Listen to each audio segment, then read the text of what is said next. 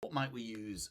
What might we use instead of the Human Development Index? I mean, the obvious thing to do, to be honest, yeah, if I wanted to know, what living standards were like from a statistical perspective, what I actually do is just look at the raw data. Yeah, so I just kind of go, well, okay, just give me some numbers about stuff that I'm interested in. Yeah, so sure, I'd probably look at the things that are in the Human Development Index. I'd probably look at GNI per capita at PPP. I'd probably look at life expectancy and years of schooling. But I'd be interested in other stuff as well. Yeah, and so I'd probably be interested in maternal mortality rates as well. Yeah, so what's happening? What's happening to women? Are they dying in childbirth?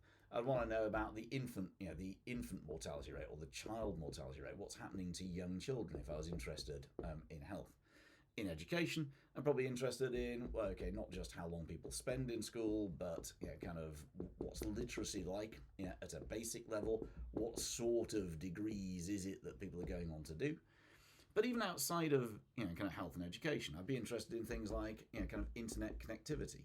Yeah, I'd probably be interested in basic infrastructure. Yeah, like water. Yeah, is there good access to clean water? What about power? Yeah,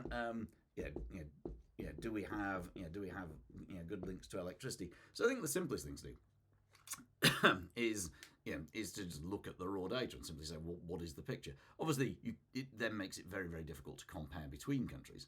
But if all you're looking at is trying to say what are living standards like in this particular country, then just looking up, kind of what's going on probably makes sense. Obviously, having other countries and figures, comparator figures for developed economies like France or something, will give you a sense of how far away from kind of a good level these are. But that probably makes sense. The other thing that you might look at is the extent to which you're hitting development goals. So the spec was written quite a long time ago, and on it mentions some things called the Millennium Development Goals, but they kind of ended in 2015. And they were replaced with the Sustainable Development Goals. Of which there are 17. Each of those 17 has assorted subcategories.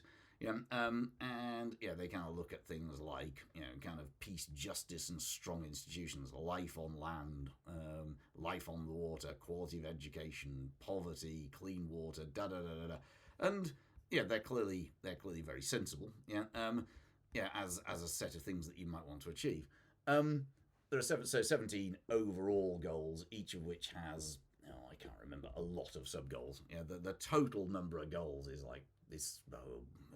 Well over. I mean, I think it's over 200 or something.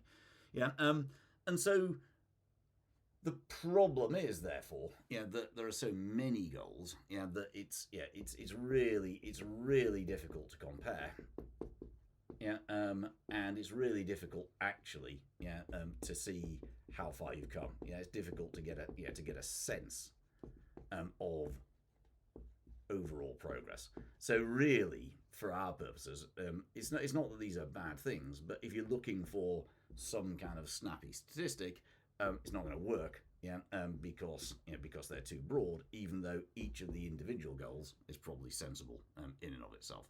So you could look at income, you could look at the Human Development Index, or you could look more broadly.